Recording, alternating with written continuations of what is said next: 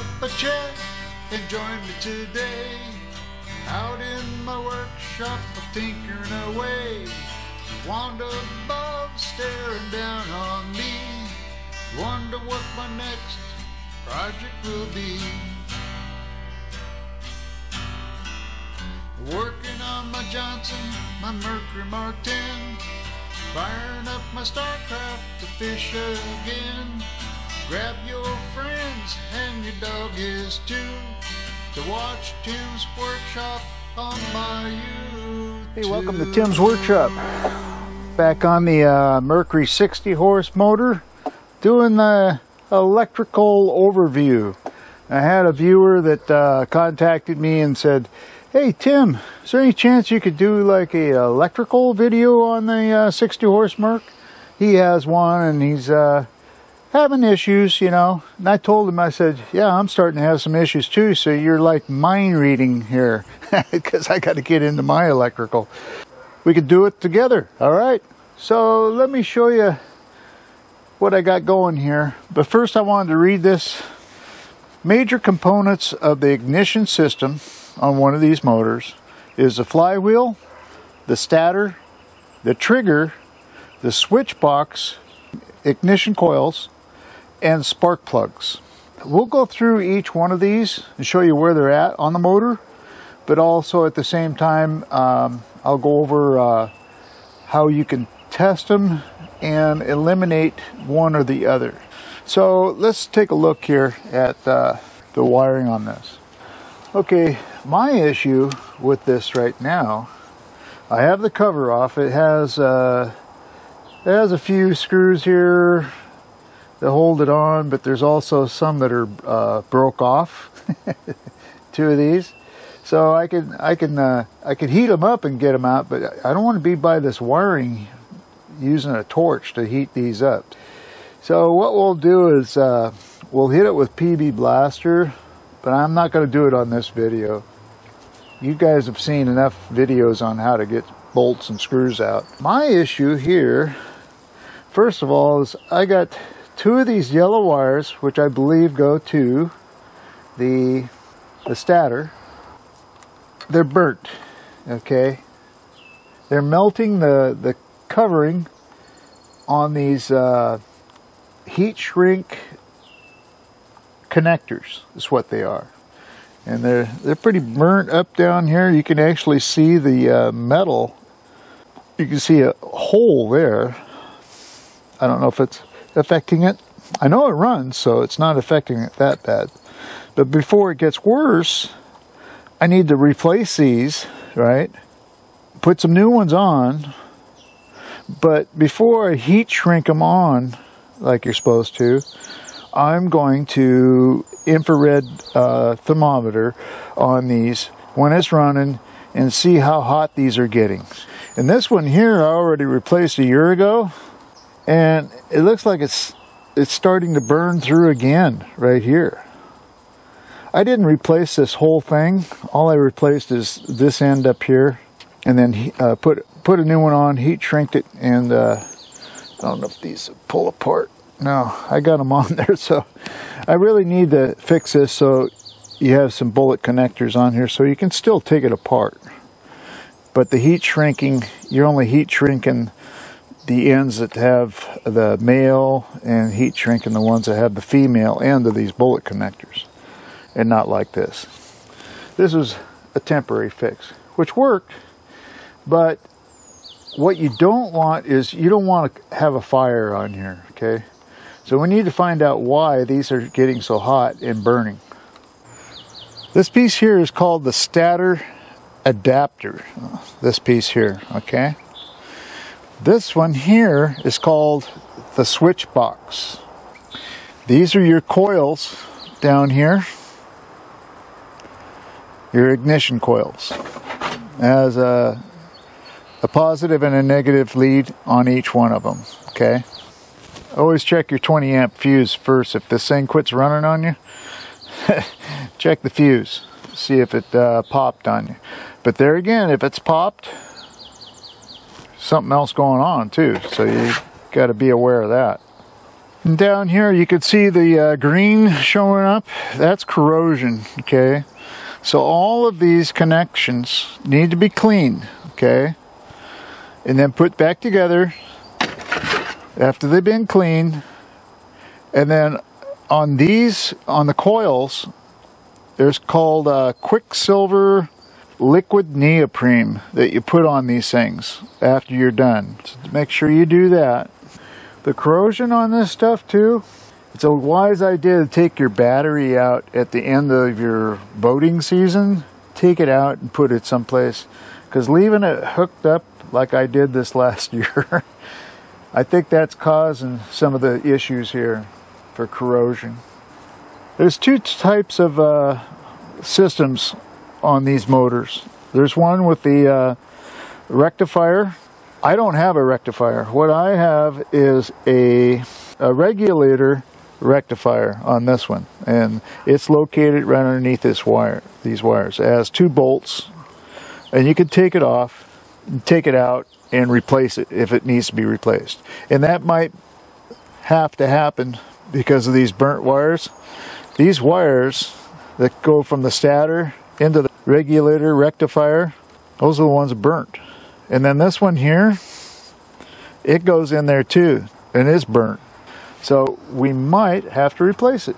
I believe there's a way of testing the regulator rectifier. So we're going to look that up and see how to test it. We're also going to test the coils.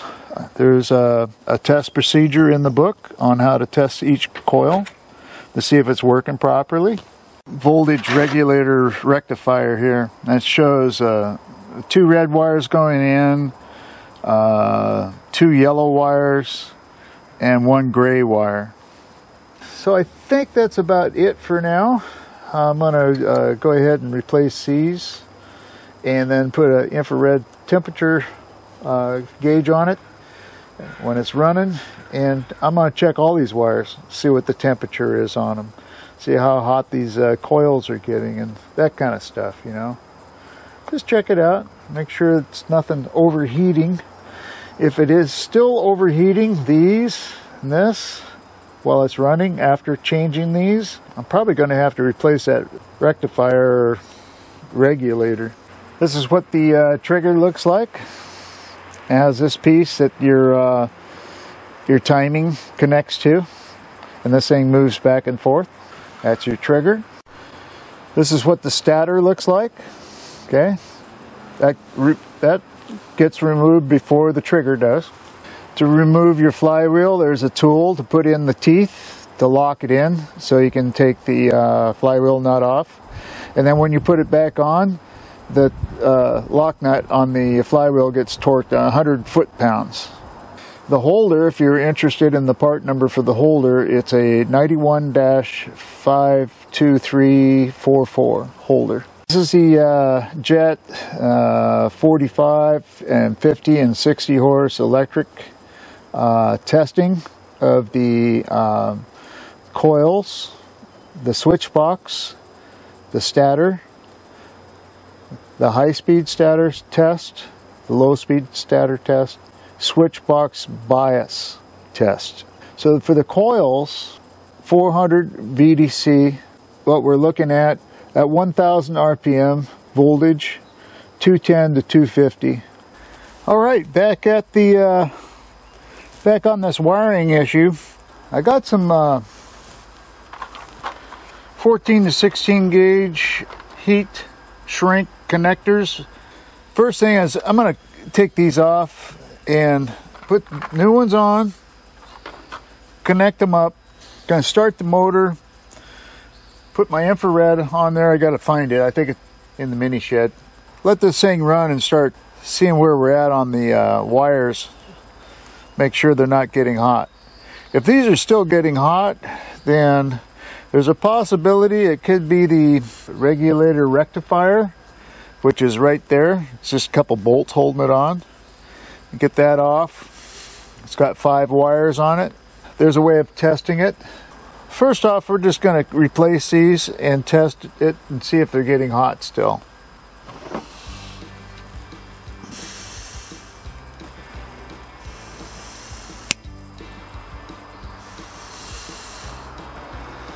I think I'll just do one at a time. I think it doesn't matter which ways they're hooked up, but I'm going to make sure.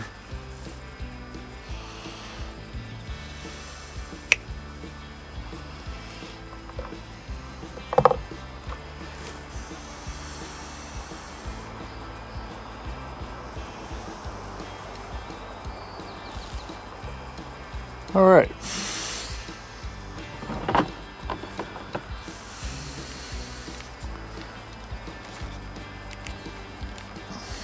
Get the sleeving slid up here a ways. There we go.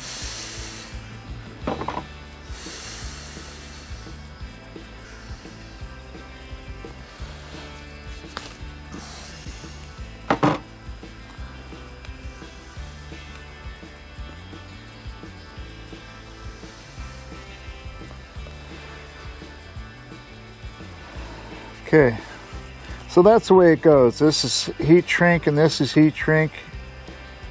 That's the connectors. Bullet connectors. That's what we got here. Bullet connectors. All right, so we're going to put this one on first because that's the way it seems to be put on. Okay, like that. Guess I could get this up here a little closer so you can see.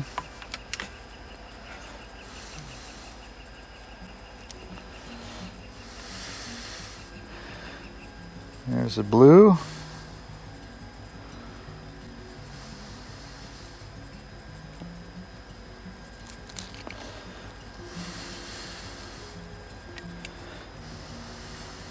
Okay, that's on.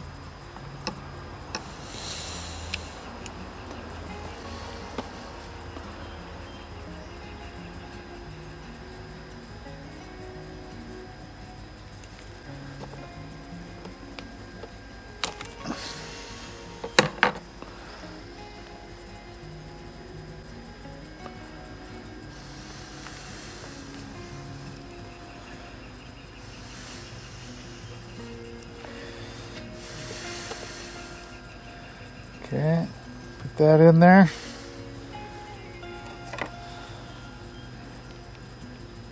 Blue.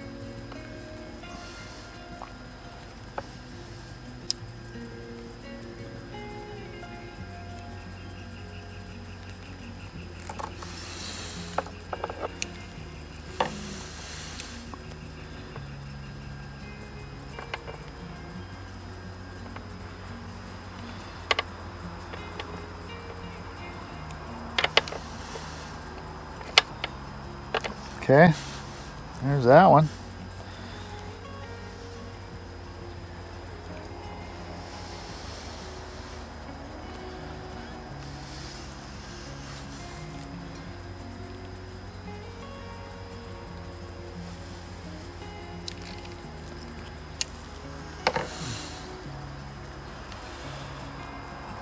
Got put in there.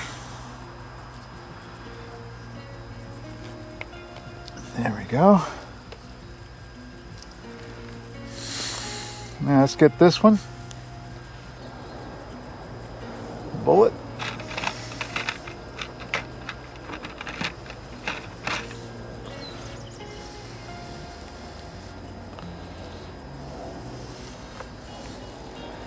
Dump that on.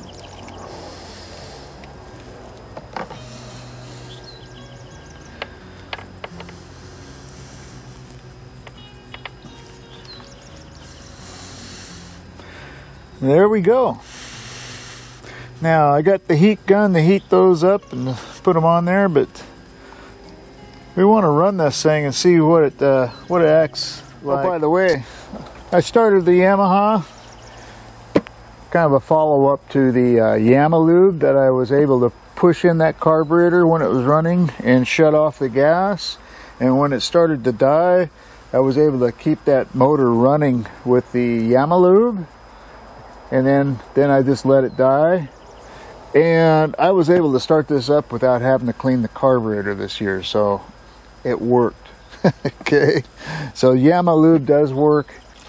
So when I start doing the testing on this, I started reading through the test procedures, and to test this, the stator, there's a way of doing that. There's a way of testing the coils, the switch box, the rectifier, the trigger that's up inside the underneath here too. We're going to do a video for each test. I think that would be less confusing for people that want to watch it and they just want one specific thing. So we'll do it that way. Give me more videos to make. Yay! Okay, let's start this thing up. I got it primed. I got my remote control hooked up here.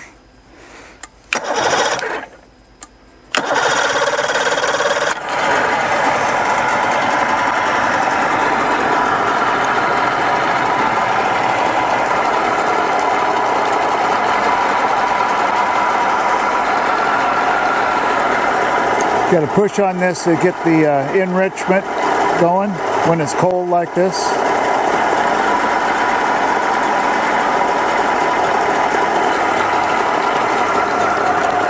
And we'll just let her warm up.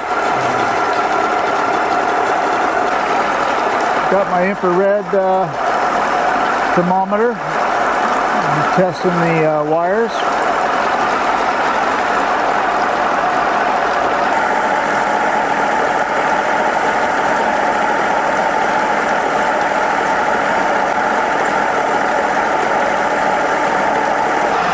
Everything's running cool.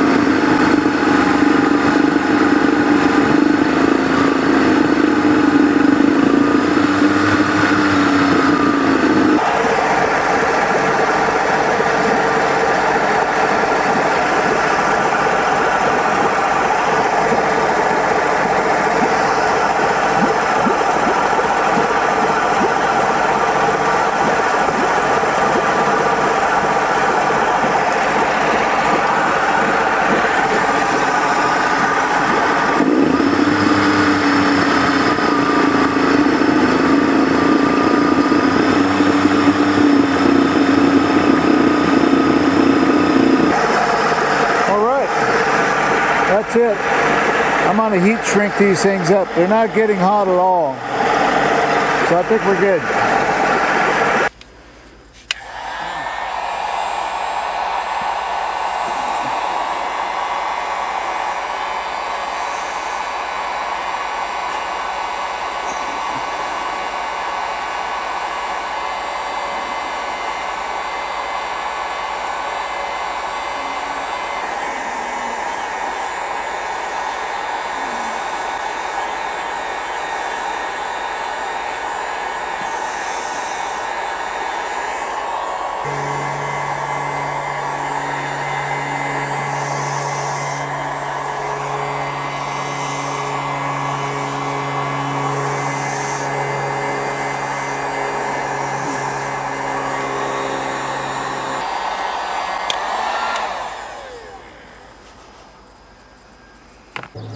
Okay, that's it for this video on the electrical, splicing in some new heat shrink splices, fixing the burnt wiring that I found. Wasn't bad, but I fixed it, took temperature on it with the engine running, and they're not getting hot, so it must have been just a fluke thing. I don't know, so I'm going to keep an eye on it. There is some more testing I'm going to do on this, and like I said before, I'm going to break it down into individual parts, separate videos. When I'm doing that, I might run across an issue that might be causing that, and it could be the regulator.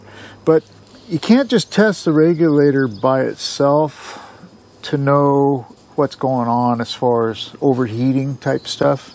You have to test it along with the stator.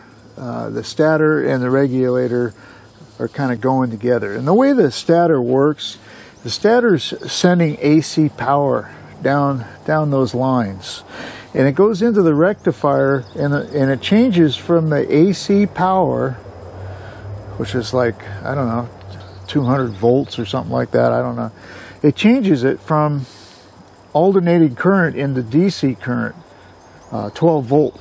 So what could be happening is, for the most part, it's doing that job. It's making it into 12 volts, but once in a while it doesn't. It stops, and now you're sending 200 some volts through that wiring that's not supposed to have that load on it, you know. So anyway, that could be the issue. So we'll see. So like I said, we're going to make separate videos on testing on the electronics on this.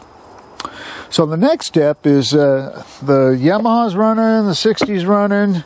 I'm going to put that cover back over the electrical, put everything back together that needs to be put together for taking it out on the lake. Buddy and I usually do a lake test run before the boating season starts, so we're going to do that. So probably next week. So if you like the video, please subscribe, leave comments, hit the notification bell, and give me a like if you like the video, and let your friends and family know about the videos too. So until next time, we'll see ya.